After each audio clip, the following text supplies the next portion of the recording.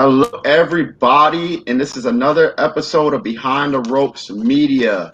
We haven't been on in a while, maybe close to a month, but things are getting hot. It's almost SummerSlam, the biggest party of the summer. And with that being said, I have Hey Yo Vince, Big Daddy Cool, and executive consultant. What's going on, fellas? What is up, man? Good evening. What's up? Glad to be back here with the fellas, man. We got Hey Yo Vincent down there and the two dogs on the bed. We got Big Daddy Cool, UPR's own, running shit going on around here. And as always, nice to see you, Jay. Thanks for having us on. Absolutely. Let's get it. All right, guys. So I want to jump right into the biggest party of the summer, SummerSlam. I'm pretty sure it's going to be at the PC. There was an idea of having it outside or in New Jersey. I don't see it being outside at the beach because of COVID. Maybe next year. You guys think it's going to be at the PC this year? Let's go with Vince. Listen, I'm going to tell you this right now. If Vince McMahon has other plans for the biggest party of the summer, he's totally duped all of us, because right now, as it stands, and the way that he's playing this off, because we're less than 2 weeks away, okay? There was word through the news outlets that it was going to be in Jersey. But if you look it up right now, it says nothing. So unless he has some kind of David Copperfield magic tricks, it's going to be the same boring PC. Consultant. Yeah, by now they would have announced it. I mean, we're 1 week away, 1 week from Sunday for SummerSlam, and they still haven't announced anything. It's most likely happening at the Performance Center. They would have said something by now, even if they weren't going to have any fans. And I was told, like, hey, you know what? They're not having fans, so it doesn't matter anyway, which is accurate. That's a good argument for it. However, they still probably would announce it because this is SummerSlam. This is the second biggest pay-per-view that they have internally for the year. So they definitely would have tried to make it feel a little bit larger than it has been, because it would not have been the Performance Center. So my guess at this point is, yeah, it's going to be here in Orlando. It's going to be the Performance Center. Are we all agreeing here, Steven? I actually heard something different. I heard that it was going to stay in Orlando, but they were going to film it live at La Spada's. Anybody know it? Yeah, there you go. I like that. Okay, all right. We'll throw a little chili at him and a little hoagie and beefsteak. I'm cool with that. Yeah. So, let's talk about. I want to go in a chain of events. We're going to go all over the place like we usually do. Let's go right into Raw. Nonetheless, it was very interesting to me. That the past couple weeks actually have been very interesting to me. The Raw Underground. It wasn't bad to me. I just thought it should have been advertised maybe a month before. I don't know. It just seemed kind of random to me. What is the Raw Underground? What is it, guys? Okay, let's go with a consultant. I'll go first. Thank you. All right, so this is what Raw Underground is. Raw Underground is their way to try to build newer stars in a faster pace than they already have been. They have the NXT system to bring new people on. Some of them work, some of them do not work. All right. The Raw Underground thing is to bring people on and have them get over quickly by making them seem dominant. Somewhat in the same style as Brawl for All, but this isn't as much of a shoot. You can look at it, you can see it. It's not a shoot. All right. It's to have the environment of one, but it's not. But they'll go out there and have these people looking dominant. So when they come into the real squared circle, people are like, oh, this guy killed it in Raw Underground. He's probably going to kill it on the scene too.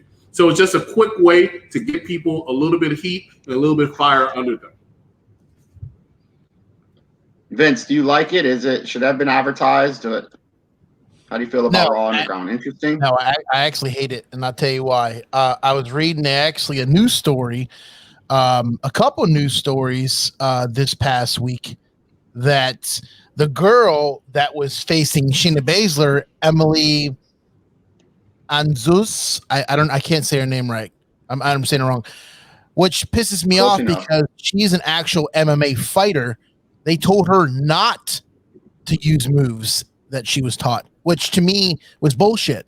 Because it's like, if you're going to put on Underground scripted, don't make an MMA fighter look like a wuss, because Shayna Baszler, listen, let's just be honest, okay? If Shayna Baszler was as good as she says she was in MMA, she still would be there, okay? Now, I don't know the reason why she's not there. I've heard mixed things about she didn't want to be there anymore. She got fired. She quit. But here's the thing: she's not as tough as she claims to be, and I tell you that right now because I know if she was in a fight with Ronda Rousey, it'd be over. I'd have to disagree with you on how tough she really is, but that's for another day. She ain't tough. Listen, what is the Raw Underground? Should have been advertised? How do you feel about it, Steven? I like it. I like it. I like that it's different. I like that it's got a different vibe. I like that. You know what I just noticed this week was you don't hear any commentating except for Shane, right? Like I feel like it's a different vibe from the regular show that you watch, that we've been watching for years now. I mean, I like that it's a different pace. I like, to Chris's point, I think, Dolph Ziggler was in that ring for 2 minutes, and he looked more like a legit threat in those 2 minutes than all of this past year and probably the last 18 months. Like this guy Dabo looks good, looks big. Like what was that, Babatunde? Can I stop you real quick, Big Daddy? I just want to ask you one question. So you have a guy, Riddick Moss. Okay. Yes. He's an ex football player. Okay. He's really built. Now, the two guys, the one guy you just mentioned, and the guy that actually wrestled the first week, Kanekeo, is it? Those guys look like legit beasts. Yep. But when you put people in like Riddick Moss and Dolph Ziggler, it's kind of hard to believe because, I mean, let's just face it. Yeah, it's like if Riddick Moss was as good as he was, and they wanted to use him as a legit wrestler, they wouldn't have him chasing around a guy in a building for a 24/7 title in an elevator, or they wouldn't have him, in this underground. And it's like, so why? Okay, so the tag team that he was in, with what's his name? I can't even think of his name. Great tag team at NXT. Okay, the guy got hurt. He was out for a while. Now I've heard that he's not even there anymore. But it's like, so you're gonna waste your talent? Because when I saw him wrestle, I thought he was good. Mm-hmm. I honestly, I got to be real honest with you. I totally forgot that he was chasing for the 24/7 title. Yeah. This was I knew that he was in NXT, and I forget where I remembered his name, but I was like, oh, this guy looks legit. But I wasn't paying that much attention to it because I think they just kind of quickly brushed it off. I think I was thinking more like, why'd they put him in Elias's gear than anything else? But I mean, to your point earlier about the girl that went up one-on-one with, not one-on-one, it was 4-on-1 with Shayna. Like, out of the 4 women that went up against Shayna, like, she was obviously the most formidable and the one that looked legit to me. That would, not I called her on our Monday Night Raw show Supermarket Karen because she was dressed like a mom in like a rainbow jumper. And just rolled out like, what the fuck? Like, she looked like she was the third woman in Lana and Natty's rainbow outfit crew. Yeah, but I like it, man. I like it. I want to see what else comes up from it. Like, I hear rumors that Brock's going to show up. I don't know. Jesus Christ. I don't know. I think Brock should show up to challenge Bobby Lashley. I think they should do another one just like they did the first night when Bobby Lashley comes in, just dominates everybody, destroys everybody, and all of a sudden they can do it cinematic wise. But then all of a sudden, you hear a knock at the door or something like that. Door opens, big bright light, all is blinding, and then emerge is Brock Lesnar. Okay. Let me stop you real quick. What is that going to do for that? I mean, that's just going to throw salt in the wound, and it's going to destroy it. It's going to destroy it. I think I mean, personally, like I said, is to get people over. I think that will put that match to another level if they did it that way. Yeah, but we know what he can do. Why make him? We know that Brock's great in the unexpected. It's a surprise, which is not something you get a lot of WWE. Okay. But if I can just jump in here, it's not only about Brock, it's about re-legitimizing Bobby Lashley as that threat, because everybody still remembers him as Lana's boy toy, Bobby Smashley, as I used to call him. How can you not? Well, Raw Underground's going to clear that up. Have him wash out a couple jobbers like he did last week. He looked legit. Like if he does that, and then if they do like some sort of work shoot between Lashley and Brock, just take my money, man. I want to see that at SummerSlam or wherever they put it. I agree. I'm on the fence about Brock Lesnar. He's, he comes in a few times a year, and it's like, dude, he comes in, he shocks the WWE universe, and then he leaves. And it's like you leave all these wrestlers in the back of the locker room, just hanging out.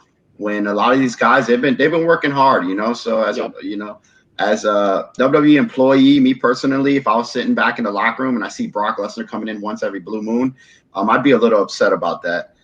But are you drawing as much money as Brock Lesnar? The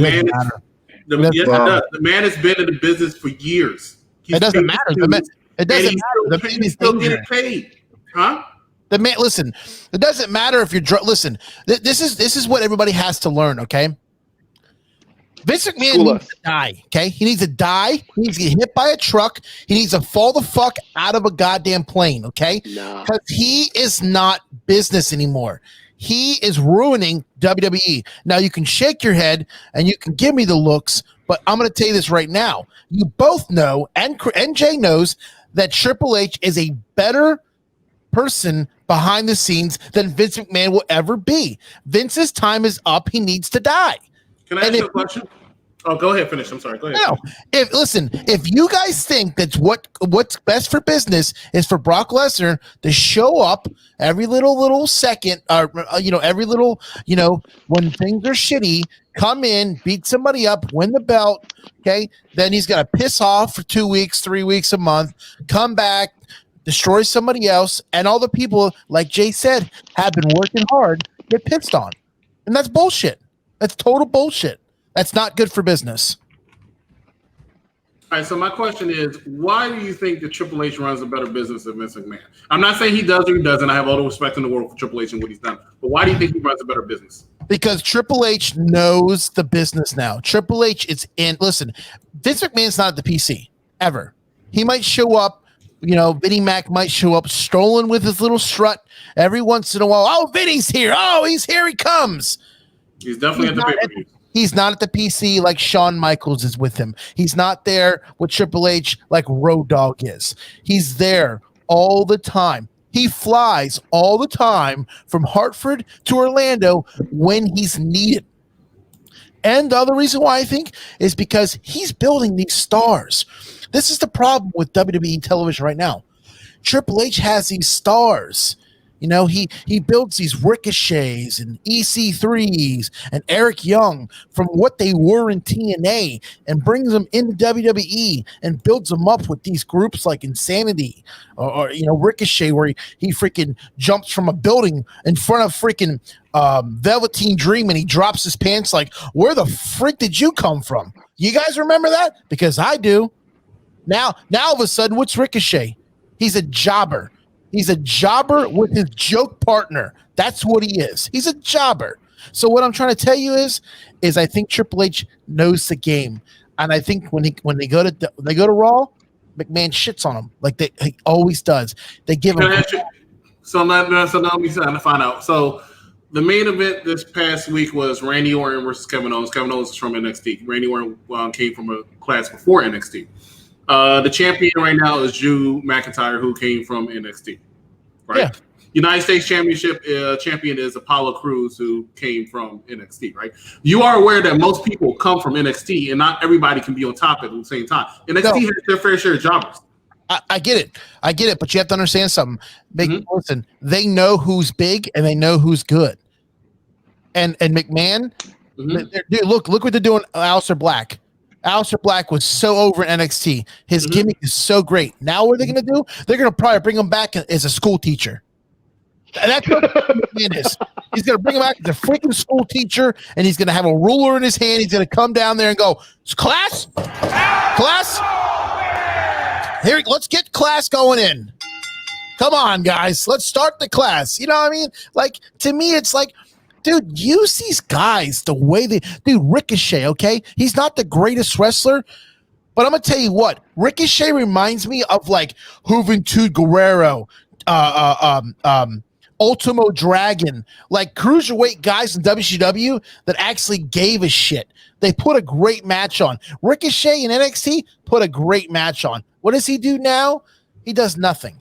He does a little twirl and a little flip, and then he falls down and goes, all right, the match is over. That's all he does. That's all he does. Because of Ricochet. Go ahead. Vince, you were spot on with a lot of that up until you were like, huh?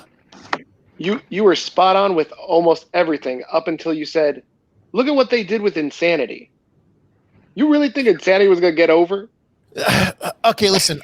Okay, hold on. Let me go back. Okay, I'm not saying they would have gotten over, but I'm gonna tell you what. I think Insanity is a lot better than the stupid little ninja game they got going on here at Smackdown Raw with these little clowns. Look, dude, it's like kids. Okay, he's like, let me throw the block into the window.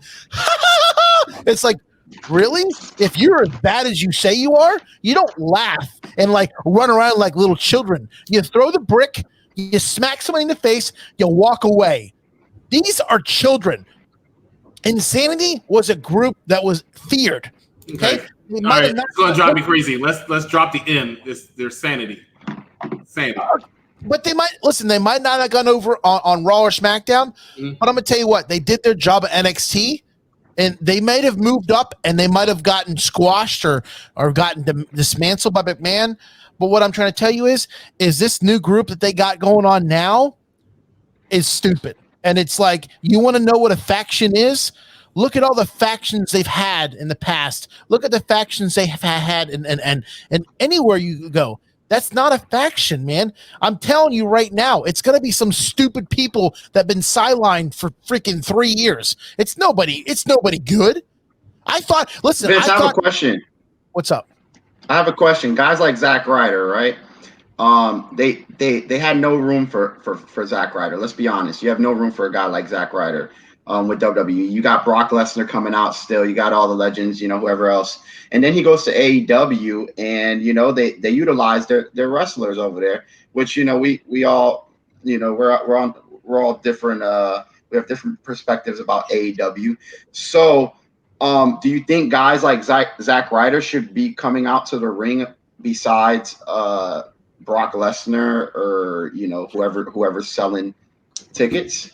Listen, the problem with WWE's television programming right now is there's too many wrestlers.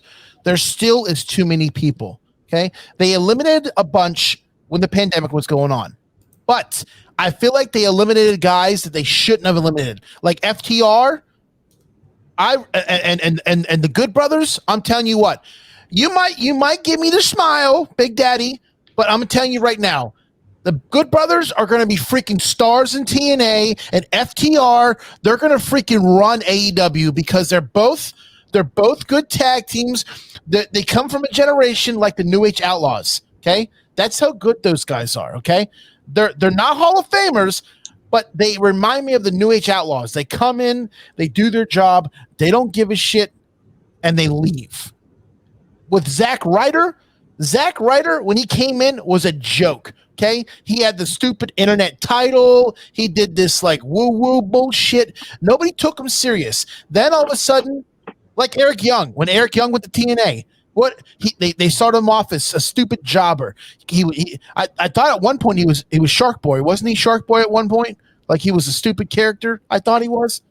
Wasn't he Shark I don't Boy? know if he was Shark Boy, but he was something. I think he was something like that. But what they do? They threw him to the wolves. He went and ate 19,000 Big Macs, and he went and trained with Hulk Hogan. Okay, he took his vitamins and he freaking took his minerals. He came back looking jacked as shit. Then everybody was like, "Oh, this dude isn't playing."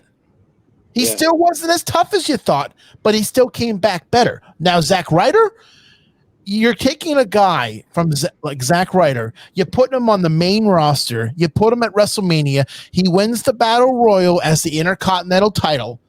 Okay, you only give him the Intercontinental title, you give him the US title. You don't give him an actual championship like heavyweight title. Then you make him then you lose him in the pandemic because you have nowhere to go with him. Now he's going to go over to AEW, and just like the Perfect 10, Ty Dillinger, they're going to idolize these guys because these guys are not bad. They're vanilla not midgets. Bad. Huh? Vanilla midgets. They're vanilla midgets. Listen, they can be used other places, okay? I'm going to say Baskin Robbins? Shut up. Listen, if you want to not admit it or not, Ty Dillinger he got over in NXT. Everybody gets over in NXT. That's what I'm trying to tell you. Not everybody. Everybody gets over. We go to NXT shows. Everybody gets over NXT. I tell you who's not getting over. I tell you who's not getting over. Who? Bronson Reed. If you went to that crowd, he's over. He is not getting over. He is over in NXT. He was getting cheered every week. He is over. He is over at a Wendy's contest eating double cheeseburgers. First of all, don't do that. He's over, okay? He's overweight at McDonald's, okay? He's not over at Listen, if he goes to the main roster, he's going to get squashed by a guy named Brock Lesnar, and they're going to put him on the sidelines. Without a doubt. Because he's not on main roster material. He's not. Who was the guy Who was the guy that was Bronson Reed like 4 years ago? Oh, that's easy. That's the dude with the freaking Dactos. What's his name? He is on CNN now or some shit, isn't he? Yeah, he's talking about the guy from the Team Funky Dactyls. No, not him. I'm talking about NXT. There was a guy that Brodus Clay. No, it wasn't Brodus Clay. It was in NXT. The guy's gimmick was like he was the out of shape guy. I thought wasn't that Tucker. No, before Tucker, it was kind of like a hybrid of like Otis's shape, and also like I'm a hardworking guy. And he was mad over in NXT. Like I can't remember what this guy's name is. Everybody is mad over NXT, but there's a difference. It's true. What I'm trying to tell you, Vince, there's a difference between the same people going to the same show every single week and they're only paying $5-10 for the ticket, and people paying $50, $60, $70 for a show that they only get to see once or twice a year. That's the difference. All right, Triple H does not know how to cater to that audience yet, and everything Triple H has learned, he's learned from Vince McMahon. Now, I'm not saying Vince McMahon is perfect; he's far from perfect. But let's throw out some names: Hulk Hogan, Ultimate Warrior, Rock, Shawn Michaels, Bret Hart, Stone Cold Steve Austin, John Cena. These are all people that Vince created. Vince knows what he's doing. Charlotte Flair. Charlotte Flair. If you want to talk about Sasha Banks. No, don't do that. Don't do that. Charlotte Flair. Charlotte Flair was a from NXT. Was a Triple H, not a Vince, a Triple H. Are you going to tell me you don't think Charlotte Flair is a bigger star in WWE than she ever was in NXT? No.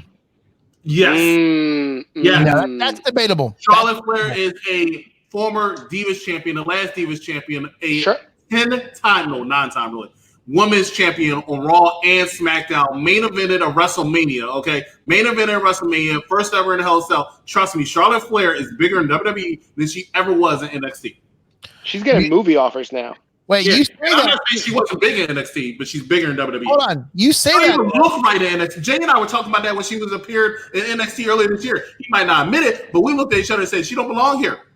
She does not belong here. She looked too big for NXT. I'm sorry.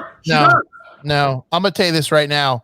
If you didn't have Charlotte Flair at NXT, which to me, you can say whatever you want, but if you're gonna tell me, if Jay's gonna tell me, hey Vince, I want you to go down. I want you to leave your main roster spot that you just beat Asuka, the undefeated, crazy Japanese girl that was undefeated for what, a year or two? Yeah. I want you to beat her, win her title, hold the title, 10 times, but then I want you to go to NXT. You know, I'm going to tell Jay. She was a I'm big. going to go tell Jay to kick rocks and go make a sandwich.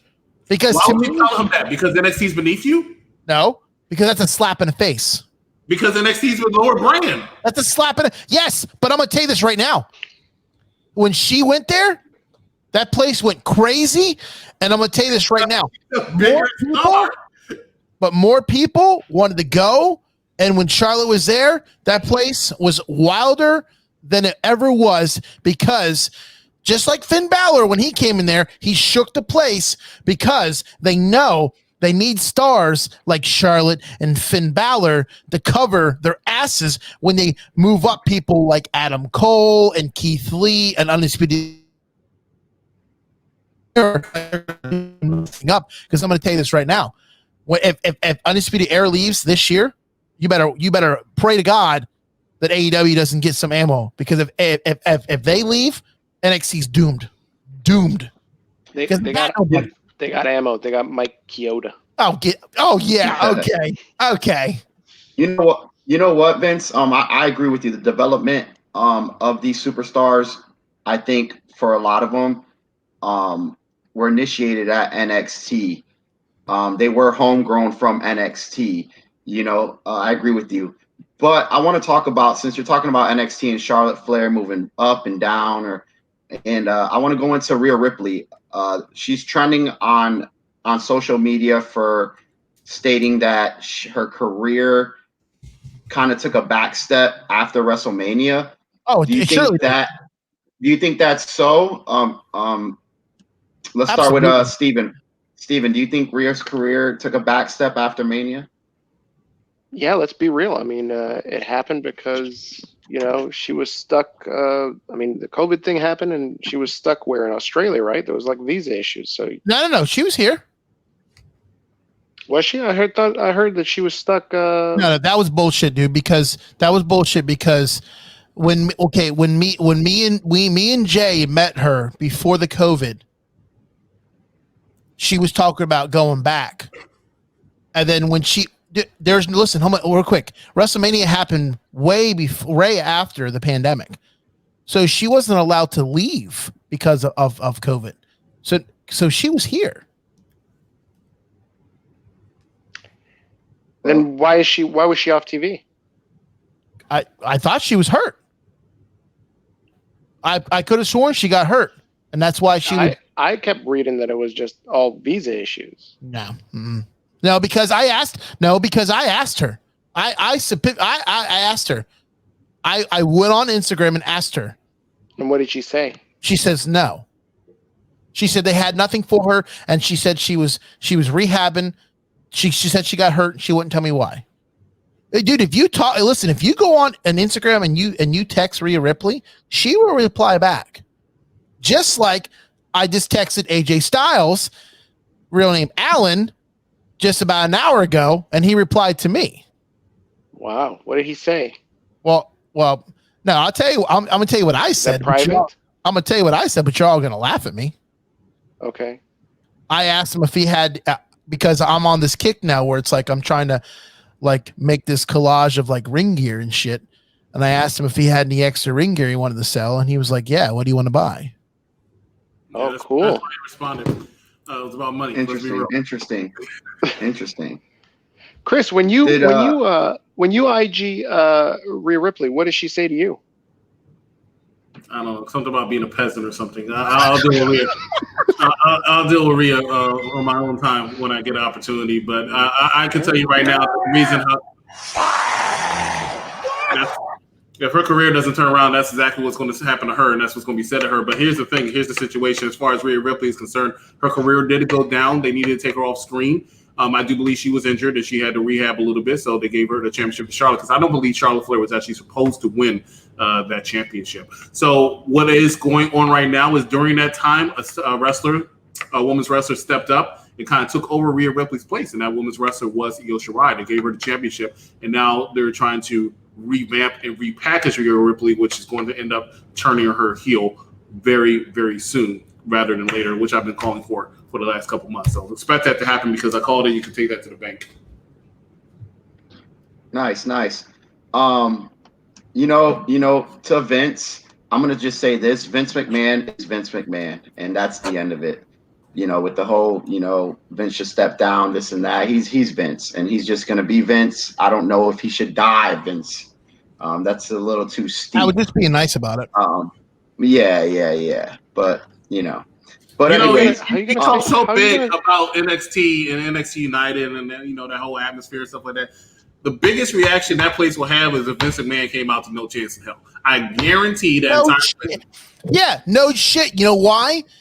Because because they don't just like, okay, here's my question. If Ric Flair never showed up like he always does, and then all of a sudden weeks went by, months went by, and then all of a sudden you hear woo, and you never seen Ric Flair there, don't you think that place is going to go freaking wild? Just like Triple H does every single time he comes out. What does the crowd do? They piss themselves. They tear their shirts off. They pull their hair out because, oh my God, it's Triple H. Now, what if Shawn Michaels came out? It's even bigger pop because, hey, it's the Heartbreak Kid. Yeah. let me ask this question: if Bo Dallas were to show up tomorrow, oh God, in NXT, what would he get a really loud pop? He would for me. I was a big Bo Dallas fan back during yeah, the he was a good champion at NXT. I'm not talking about NXT. I'm talking about his main roster run. When he had premiered and he had the undefeated streak, it was some of the most entertaining work I've ever seen in my life. I was so happy. He did this one thing. This is going to sound so bad. He did this one thing where he won a match and he did his little, over celebration. He ran around the ring and El Torito was there and he ran and he bumped El Torito. Like he did the Braun Strowman. It was so funny. It was the funniest thing I've ever seen in my life. Now that's a man that should have been fired long time ago. He's a son of IRS, and he's the brother of Bray Wyatt. I don't see that happening. Yeah, well, that's the only reason why he's there. Because if that wasn't the case, they would have shoot him to the flies. Let me ask you a question: is there a wrestler you like? Because it's like, there's we'll plenty leave it at that. We'll leave it at that. Guys, I want to go into something that I think the storyline is pretty dope. I don't know who it is. I'd like to know who these people are. I thought it was Undisputed Era. Retribution is the talk of WWE right now. Who are these guys? Could they be, could they be a mix of men and women? No one knows who they are. But I do like the storyline. I think is a pretty interesting storyline. Of course you would. Steven, Retribution. Who are they? No one knows. I don't know. I hear rumors that it's there's a lot of people using the word retribution now, right? Like on Twitter, I think last week, who was it? Indy Hartwell said that she was seeking retribution after her loss last week. Maybe she's dropping hints. This week, a couple days ago, you got CM Punk saying he's looking for retribution. I don't know. Maybe they're just, stirring shit just to stir it. I hear, coincidentally, Ciampa and Dominic Dijakovic, they clear their Twitters of anything previously done. So, I mean, that's interesting to me. So it could be them. It could, I hear Chelsea Green. So I don't know. But I think Vince hit this point earlier is like, why are they booking them like a joke? Like I made this mention 2 weeks ago on our unpopular review Monday Night Raw show. Like, why would these guys be cheering at blowing up a transformer? You didn't even knock Raw off the air. Like, you didn't do anything. And then this week they threw a cinder block, broke the window, and then threw another cinder block when the window was already broken. And then they're cheering and then never go in the place. Like, that's not how looting works. Like, how bad at looting are you? You don't even fucking get the idea of what you're supposed to be doing. So, like, they're being booked as a joke. And, so that leads me to believe, like, these guys aren't going to be big names. but I want to wait and see what happens. Before I start casting judgments, I want to say, let's see who's under the masks. Listen, let me just tell you I this. just want to know, Vince. Go ahead. Let me tell you this. If a guy like Vince McMahon sent papers to my wedding venue on my wedding day to fire me, You know it's gonna be bullshit. I would never, ever sign another contract with that piece of shit ever again. And I'm gonna tell you this: if it's CM Punk, I'm gonna stop watching wrestling. Period. That's it. I'm dropping it. I don't give a shit if the Ultimate Warrior comes back. Yeah, right. No, I'm not kidding you. If CM Punk comes back, I'm done watching wrestling because You'll have it on USA at 7:55. I will have the Powerpuff Girls on this TV. We run up Golden Girls over there because I'm going to tell you this right now, guys. I do not like two-faced people like CM Punk because he'll sit there and talk a bunch of shit on Twitter. They'll come on the stupid show on FS1 and talk a bunch of other trash. I know it's all about money, but here's the thing. You can back up the biggest truck you have, the biggest 18 million you have with money. But at the end of the day, if you made me look like a fool in front of my family, it don't matter. And that's what he did. He made him look like a freaking fool because of the way he treated CM Punk. And now CM Punk's going to sign again? The way he treated CM Punk. This is the same guy that walked out, right? No, hold on a minute. Did you not see the interview with what's his name? Cabana? Colt Cabana. Did you not hear that whole interview about how they treated him? Like shit. I heard a whiner. That's what I heard. No. I heard a person that week in and week out put his body on the line for a company that gave two shits about him.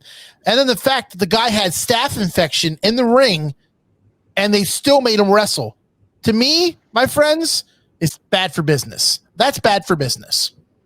Because now if you think wrestling with staph infection and then, hey, this guy can wrestle me, but he has staph. Okay, cool. Let's wrestle.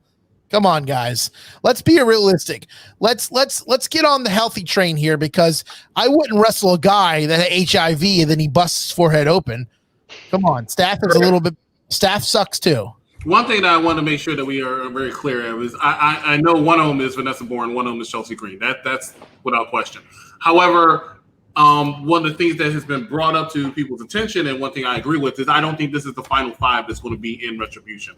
I think when they actually are revealed, it's going to be a completely different team, and there's going to be some names in there from NXT, like a Dominic Dijakovic possibly in there. I also made the theory, and this is just my theory, and this is what I would go with if I ran the company.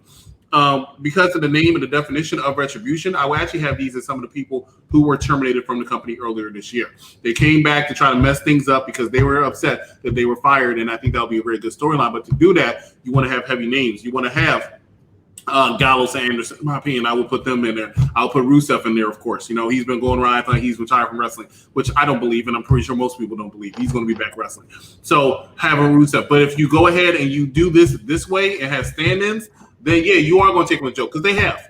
You mentioned the cinder block thing. The very first episode, they're over here throwing crap at a generator, and they're celebrating, and then they're gone. Like, okay, that was it. Most people thought they were the ninjas, for heaven's sakes, the first night. And then the second night, they come out there, and I thought it was stupid. I think I mentioned this to you, Jay. I thought it was stupid simply because of the fact that they were going around and they were attacking the wrestlers or the fans at the time. But a lot of those wrestlers or fans were, one, bigger than them, and two, they outnumbered these five guys. I didn't understand it. It made no sense to me whatsoever. It's a little silly. It's very silly. But hey, Jay, the payoff if they're actually big names under there and bigger superstars like Rusev, like Dominic Dijakovic, possibly even a Heath Slater because he has some experience with this from the Nexus. These are all things that you should consider. These are all things you might want to watch out for. I'm sorry. Go ahead, Jay. Jay, let me flip the question on you real quick. How would you feel?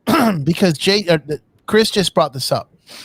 How would you feel if you like somebody and it was your favorite wrestler and they said to you, I'm done. And they go on Twitter and they open an account up and they're on Twitch doing videos and podcasts, right? And then all of a sudden he lies to you. He straight out lies and slaps you in the face and shows up You don't think that ruins the reputation of somebody when they sit there and they lie to their fans? Oh, I'm done. I want nothing to do with it. The company screwed me over. And then all of a sudden they come back. You don't think that's kind of a slap in the face to the company and to the fans? People are emotional, Vince. So some people are a little bit more emotional than others. Express themselves in different ways. So I've seen that in the business world more often than not, where people will say one thing and then do another, or take back what they said, or mixed feelings, things like that. Now, who exactly are you referencing, Vince? Punk. Well, what I'm going to say is if Rusev is supposedly done, but Chris thinks he's not done. To me, and I understand what you're saying. Business is business, but to me, I feel like your word is everything. So if you're going to sit there and tell me and you're going to sit there and answer fans over and over and over again, I'm done, week after week after week, and then all of a sudden, boom, there I am. To me, it's like, okay, so you sat there and made all of our fans, including me, look like fools for 3 weeks now, telling me, "Oh, I'm done, not wrestling again. That company's trash. They did this to me. They didn't give me a new contract. Oh, but here I am. I'm in retribution." You don't think that's a slap in the face of your fans? Because I do. No. We're talking about wrestling. No. People do this all the time. Yeah, People do this all the time. When CM Punk left and he talked all that Waka Flocka, he was talking. I guarantee 80% of wrestling fans knew his butt will be back. He's coming back. No, all right, there's not a doubt in my mind he is coming back. He would have came back already, dude. How many years has it been? How many years has it been? No, he would. It's been 6 years, and no, he's not. He has not. Rusev hasn't said anything bad towards WWE since he started. I'm not saying he has. His wife still works there.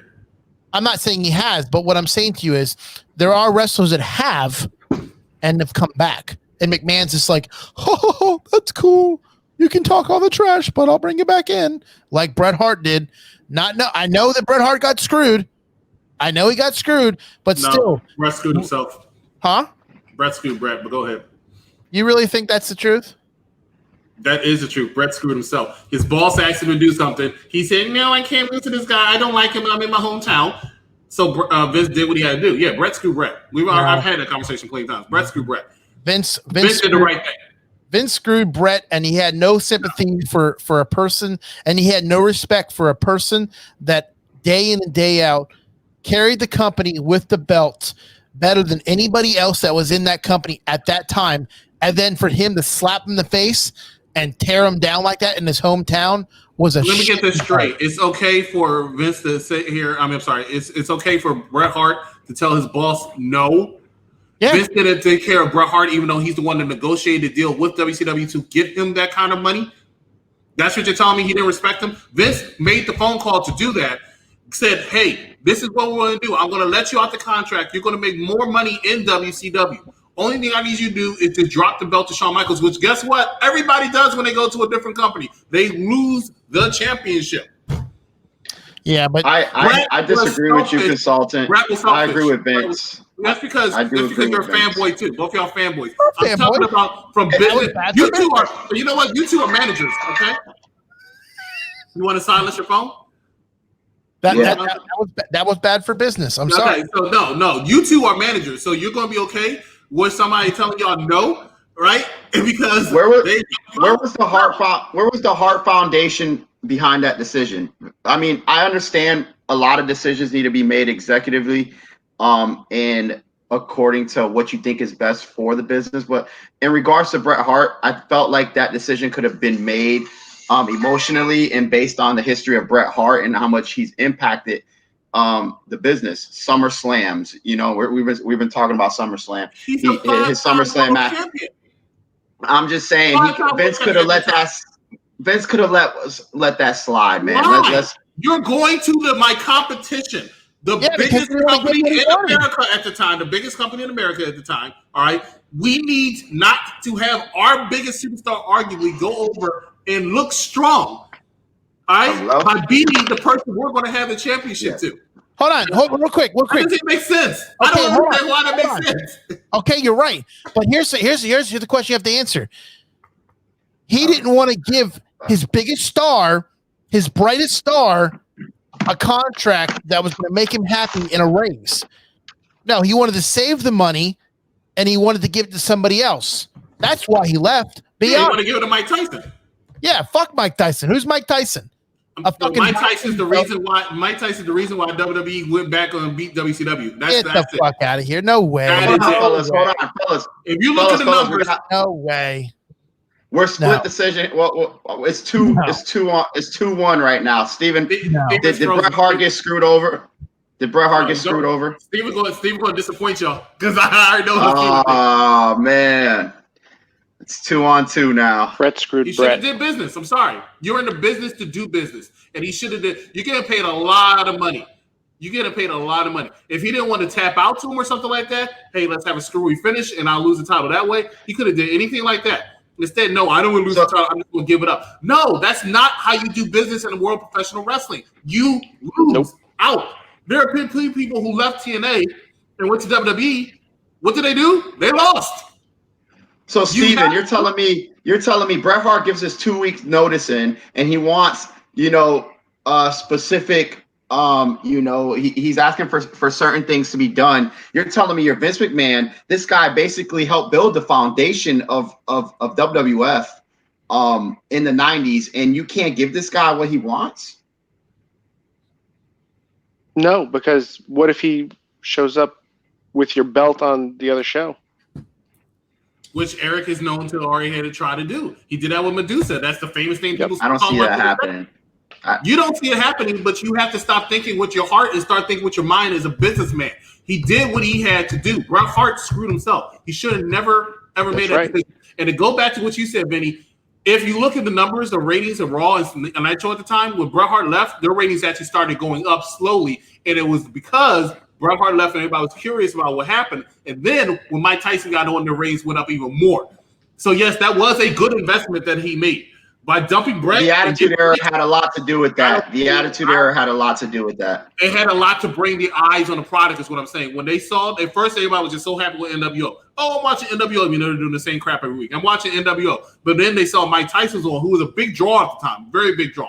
Yeah, but that shows you how bad. Like, wow, Mike Tyson's on. What else is going on here? Oh, dang, look at Stone Cold and Vince. Oh, dang, look at D-Generation X. Undertaker's doing this thing with Kane. That actually brought eyes to the product, and people stayed with the product because they saw that it was entertaining. So, yes, I do believe it was a good investment to shove Bret Hart away. I think it was a great talent. It was a risk. It was a gamble, but it paid off.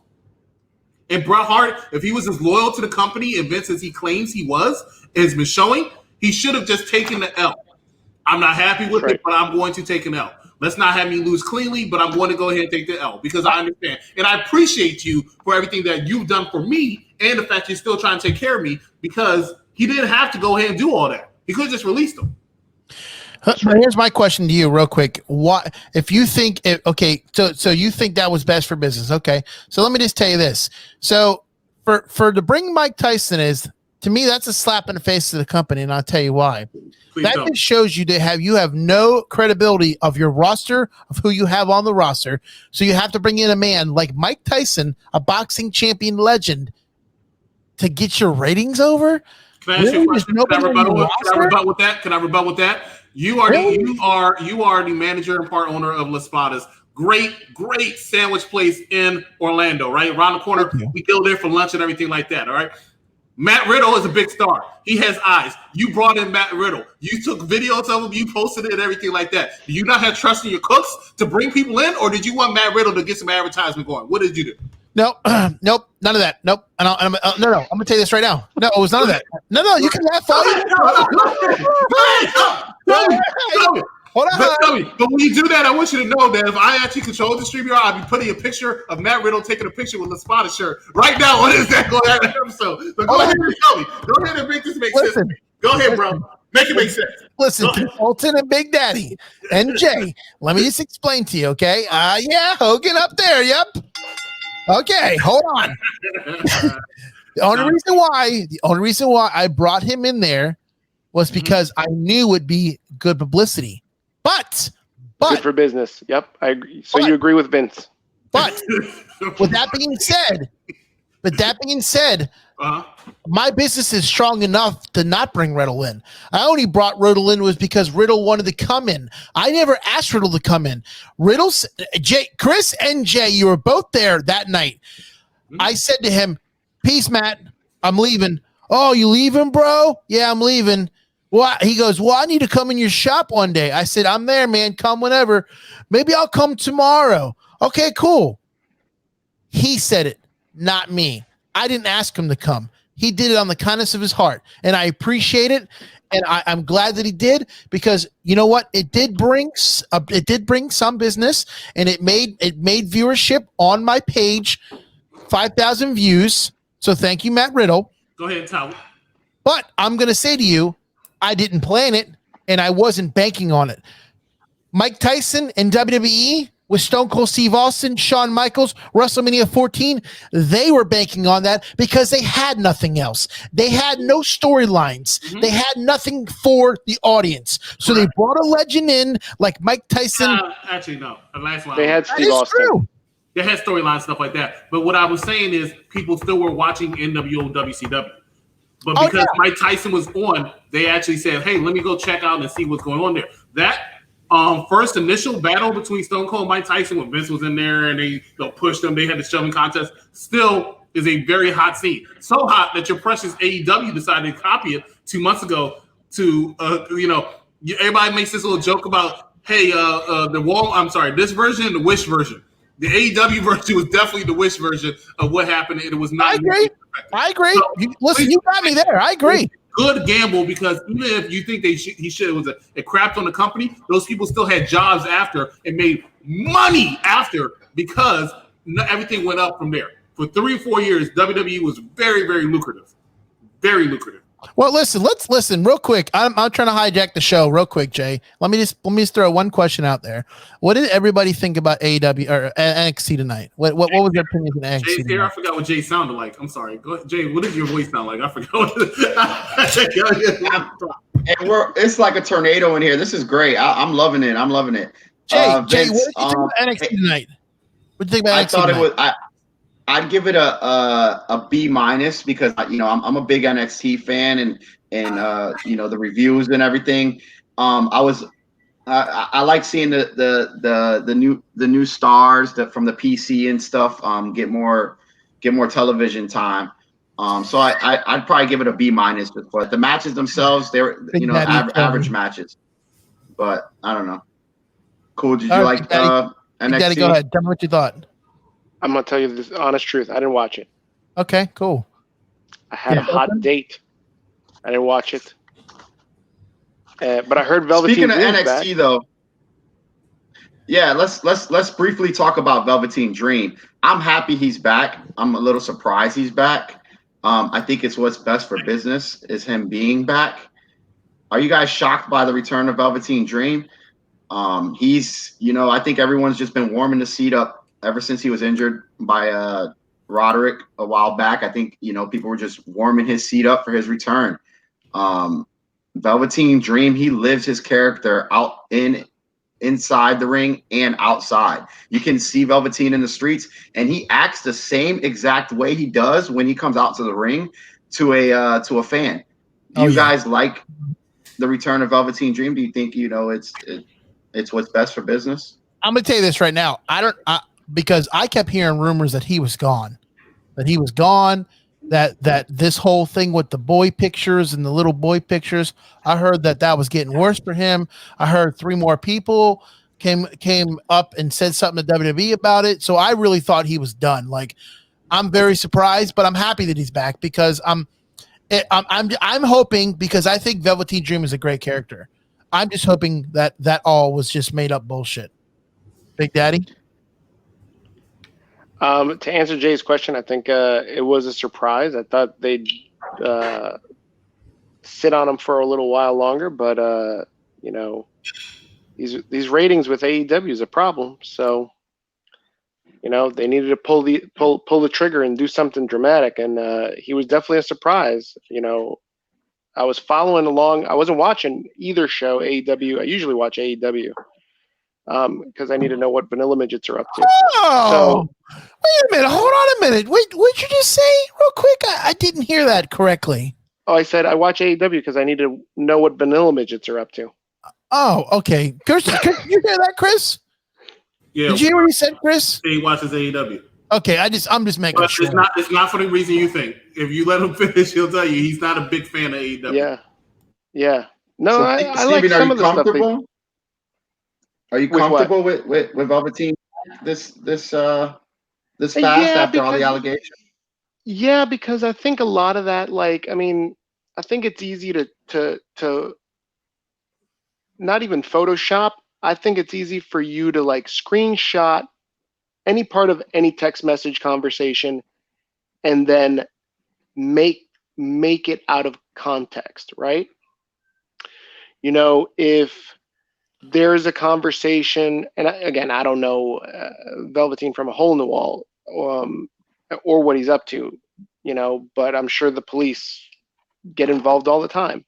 But if somebody hits him up and he's like, yo, I'm having a real tough time, you know, he's gonna be like, hey, hang in there, buddy, like you're gonna be fine. If some woman texts him and is like, oh, I get abused a lot by my friends, people call me fat, and he says, oh, you're beautiful, no, let me see a picture of you, oh, you're beautiful, and then you take that last piece and then you draw a story up about, oh, well, you know, I'm this guy came on to me, he sent me his dick pic, look at this text exchange, you're beautiful, he came to me. Now that's out of context, right? So we don't know the full story. Like, that's the thing with at least my opinion on the Velveteen Dream thing. Like, the dude's not guilty until he's locked up in handcuffs and put away. Like, you know, the victims, yeah, all right, yeah, you victims, but I don't know you from Velveteen Dream, so I don't know one word against the other. Like, until it's not.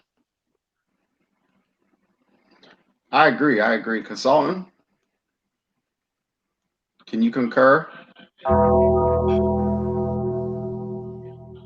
You're on mute, Chris. He's about to drink his green tea.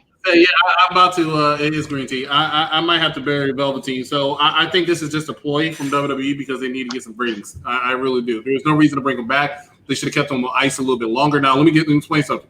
Velveteen Dream's a presence. A lot of people have said in the business that he is possibly the real next big thing in wrestling. They can see him main eventing WrestleMania and stuff like that because his character works very well, and it can. I can't even think of the word, but it can go well even on the main roster. So he's over NXT like hell, and he will be over on the main roster like hell because he's a character. He's entertaining, which is what he says in his gimmick. He's very entertaining. So it's sad to see his situation be so stalled because of what he could or could not be doing. But I think in order to continue that, he needs to stay on ice for a little bit longer until people are really forgetting about it. They're not gonna forget about that. No time is a good time. But they might ignore it, like so many other people have gotten away with stuff, like Chris Brown or others. They just got to get it. They just got to push through it now. Understood. Guys, speaking of characters, one that's been impressed me lately is Damian Priest. I wasn't big on the name when it was Punisher Martinez, but he is a great wrestler. I feel like WWE NXT should have shown him more in NXT. He has a great personality. I think he might need to get a little bit bigger. He's a face. What do you guys see in the future for Damian Priest? Is he the next title holder for the North American belt? I'm going to tell you this right now. I don't think him losing to Bronson Reed tonight helped his career out at all. Yeah. But the character himself. They keep pushing him and then stopping him. They keep pushing him and stopping him. So there's something there that they're not happy with. Now, this is coming amazingly from Vince because this is a Triple H thing. You know, Triple H pushes everybody. But he has the look. He has the size. He has a little bit of charisma. I love his entrance. So I don't know what it is, but there's something about him that they just don't feel completely comfortable with. But there's a few wrestlers who I said in the past that I think will do better on the main roster than they do in NXT, and I think Damian Priest might actually be one of them. Yeah, I don't. Steven, I is don't, he one of your favorites? No, I like Chris. I feel like he's missing something. I don't know. Like, Yeah, it's hard to put your on it. is he a Lothario? Is he an Archer? Is he Goth? I don't understand what the fucking gimmick is. Like, I don't understand. Maybe he's all of it. I don't know. One thing I will say is I think he's a better heel than the face. I don't think face works for him. Agreed. Hello, is this thing on? Are you playing with your softballs? What are you doing? Hello, is this thing on? It's on. His boom mic. Sorry, that was my boom mic coming in the shot here. Well, that's what happens when you lower it there. Nobody needs to see your boom. All right, Seth. Seth Rollins. Let's just jump right over there. Wait. Hold on a minute. Hold on. Okay? Hold back the phone up real quick. Let me just make my little snippet here. I'm a little quick. I do agree with Chris, which I know this is the very first time probably me and him agreed on something. I definitely agree with that. But I feel like there is something that they see in him that's not good, and that's the reason why they keep going back and forth with him. But I'm going to tell you this right now. If you guys think he's part of this new little Scooby-Doo group that McMahon's created, to me, that's bad for business, because if you don't believe in somebody and then you throw him to another group and he's not fully developed, how do you think that looks on the company? Yeah, I don't think he's part of the Scooby-Doo group. I think these guys are a little too small. From I'm zooming in on these guys' hair and trying to see any features that are noticeable. And honestly, the only one that I've noticed is Vanessa Bourne, slightly because of the curls, and that's about it. I mean, these what are you like taking the? What are you going up there taking their hood off? What do you mean the curls? You can't even see anything. They're reviewing it like the Zapruder film. I know. You guys are freaking reviewing it for freaking the Manson family. What do you guys freeze frame every little fucking piece by piece and go, oh, hold on, there it goes. We have eyes, Vince. Some of us has 4. Yeah, if you have no live. They're really into Vanessa Bourne, I guess. Vanessa Bourne's hot. She's hot, but she was a freaking joke in NXT. Wow. Triple H had another joke. I thought they didn't exist in NXT. Guys. Monday Night Raw, Seth Rollins versus Dominic. Is it really happening, or do you see it being Ray? I hope it's Ray. I don't think Ray can go out like that. I want to see a retirement match with Ray. Is it Ray or is it Dominic fighting at SummerSlam? It's Dominic. It's definitely Dominic. I thought it would be Ray. Dominic. Can we all agree? Yeah, I think it, but I can agree with you. But I'm going to tell you this right now. You're probably all going to laugh at me because Do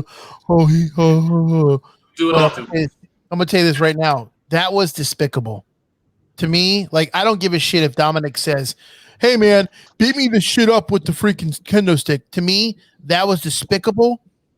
I feel less for Seth Rollins now because he did that. I feel less for Vince McMahon if he was the one that decided that. Like, to me, that was uncalled for. We need to have a Raw Underground Vince LaSpada versus Vince McMahon, because I don't know what your problem is with this guy. Because he's no good. What's wrong with what happened? You talking about the 30 lashes with the wet noodle? I don't know, Chris. Let me just back it up real quick. What happened? Does nobody care about the man's life after he gets his ass beat by a freaking kendo stick? The man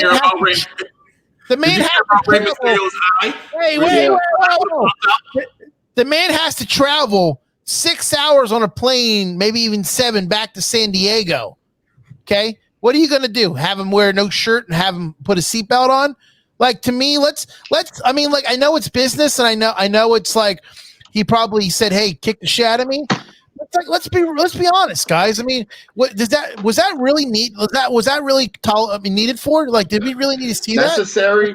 Vince, Yeah. you gotta see the perspective of fans. As a fan, Vince, prior to him getting beat that way, I would almost say it's like a frat hazing.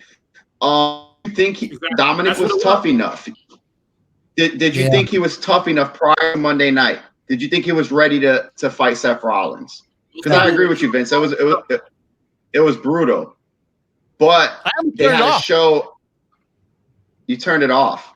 No, I almost turned it off because you have to understand something, dude. Like, you're laughing at me, but here's the bigger picture, dude. Seth Rollins is one of my favorite wrestlers. And like this whole stupid Monday Night Messiah's bullshit he's doing, and he's freaking God over here with these gloves, and then he's over here beating a little kid up. Only one glove.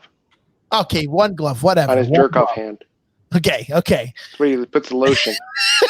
Keeps it real soft, like Curly from Mice and Men. He's not going to be able to have any sex soon, so you're probably going to need it. But to me that like, I look at people and I that's degrading. Like, I can't look at Seth Rollins anymore the same way that I used to look at him. Like okay, you're trying to break the kid into the business, but that's not the way to do it. I'm sorry, that's not the way. So you're upset because you're a Seth mark and you have boo-boo face. No, I'm upset because I tell you this right now, and it's not even just me. If your kids was watching that, you don't think it's a little too much for your 5-year-old, 6-year-old? It's not ballet. That's a little too much. I agree, but that's why I don't have my kids watch it. But we watch it taped, so that way I fast forward through everything. But would you, I take you to be an old-fashioned wrestling fan, right? From the fact you in the couple conversations that we've had, you talk about a lot of technical wrestling and the pureness of it. What to Jay's point, like, you had this guy Dominic, he didn't even step foot in NXT. This guy, because he's the son of Rey Mysterio, gets to be on the pay-per-view. Second biggest pay-per-view. One of the biggest pay-per-views of the company, going up against probably the face of this generation currently actively, because Roman's out. Like, who is Dominic? Dominic had to show that he could pay his dues, and he did it the most hardcore way. He took a kendo stick, multiple lashes, uncovered to the back and to the front. Is it excessive? Yes. But what's the mission? Seth's a heel? Check. We got one of his most beloved fans to say, you know what, Seth, that's too much. Now you don't like him. Mission accomplished. If you really think about it, the last 3 weeks, Dominic Mysterio has definitely earned some respect, because people look at him like, oh, this guy, and he's not even a bad wrestler. We never seen him wrestle, but we know he's been training for years. That's one. Two, when he attacked Seth with a kendo stick a couple weeks ago, it looked like it hurt. I mean, he was swinging that thing with no hesitation. So this could be paying some receipts for that, because he did it 2 weeks in a row. So you have to think about that too. But the main part of that is, hey buddy, you're now a WWE superstar. You skipped you skipped NXT and Evolve or whatever the hell else they want to use a farming system. Charlotte Flair didn't do that. Charlotte Flair went to NXT. Simone Johnson is going to go to NXT.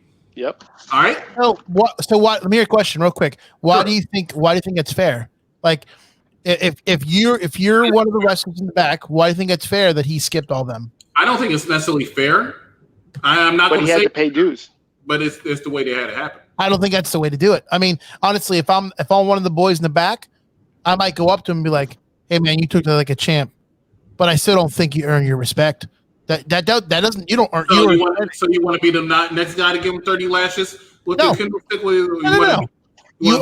No. You earn credit. You earn credit. That does not put you. That does not put you in a match on a second to biggest pay-per-view of WWE against one of, like you said, the top guys of our generations. That does not give you the credibility to be in that match. He already earned a little bit of credit because he took a butt whooping from Brock Lesnar last September, if I remember correctly. That's right. And Vince, he took a butt whooping. He did. And Vince, when you're telling Dominic this, when you're in the backstage, are you also telling it in front of his Hall of Fame father? Yeah, I am. Rey Mysterio is one of the most respected superstars ever in wrestling. Like, he's got respect just because, and I think Dominic, like, the real surprise is Can Dominic go? We're going to find out at SummerSlam. I think he's going to surprise a lot. That's the only reason I'm interested in this angle. I think he's going to surprise a lot. I get you. I get what you're saying.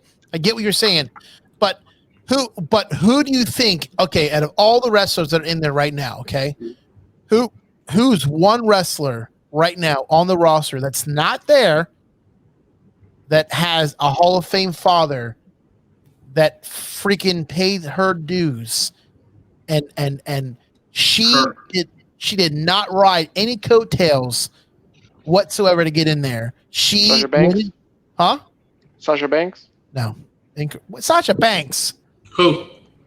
Charlotte Flair. She didn't ride anybody. You think Charlotte Flair didn't ride any coattails? No. Charlotte was called Charlotte in NXT. She goes up to WWE. All of a sudden, Flair is added to the end of her name. Okay. But what even before she left NXT. She had Ric Flair as her manager for like 5 months, right? Okay. I get what you're saying. But when she was in NXT, she didn't have no freaking. Her name's Ashley. Okay. Her name is Ashley. The reason why they call her Charlotte because she's from North Carolina. Where is everybody knows the Flair country is in Carolina, Charlotte, North Carolina. Like it's also when she won her first NXT Women's Championship. Guess what? She had Ric Flair in her corner. You can have him in your corner. That's fine. She rode Ric Flair's coattails. She did. She's still riding Ric Flair's coattails to a certain extent. She had Ric Flair in her corner when she fought Natty in TakeOver. Yeah, and TakeOver, and then later he did the gimmick again. On a pay-per-view. What's that proving? Today, okay. You know what? Look at this. Charlotte Flair comes out to a revamped version of Ric Flair's music. That's what. Okay. Then she comes out to the robe, styled and profiled like Ric Flair used to do. Then she does this and spins around like Ric Flair, right? But that's not riding coattails. Then she comes out now. She used to do a flip. Now she walks up the stairs, and then she has a referee holds the ropes for her, like Ric Flair always used to try to have people do for him. Well, let me tell you something, brother. I'm glad you said that, because then after that, she woos, and her finishing maneuver is a figure 8 leg lock. Wearing diamond ring, wearing kiss stealing, wheeling dealing, limousine riding, jet flying, son of a gun, and I'm having a hard time holding these alligators down. 16-time world champion, and Charlotte's about to be 16-time this time next year. I'm sorry, she's riding coattails. She's doing a great job. She's still Charlotte Flair to me. I think she has reached a level where I don't consider her necessarily Ric Flair's daughter. She said people look at Ric Flair as Charlotte Flair's father. That's not true. He's still Ric Flair, but she's made it on her own. She is strong. Yeah, I give really all the credit in the world to her. But I can't say the same thing for Dominic. Coattails, false. I can't say the only person who did it more was maybe Natty, and she didn't even do a good job. Oh no, come on now. Hey guys, I gotta run. Charlotte Flair. It's been fun. Thanks for having me on the show. All right, man. Charlotte Flair is a spectacular wrestler. Hey guys, I want to end it on a SummerSlam match that sticks out to you. What's one SummerSlam match that really sticks out to you that you remember that really defines SummerSlam? To me, Bret Hart versus Owen Hart was one of my favorites. Consultant. 1994. That's what you're talking about. Cage match at SummerSlam 1994. 1994. Like I said before, SummerSlam is considered internally. Externally, a lot of people think it's Royal Rumble, but internally, SummerSlam is considered the second biggest pay-per-view of the year. There's been so many matches. Edge versus Undertaker, Hell in a Cell in 2008.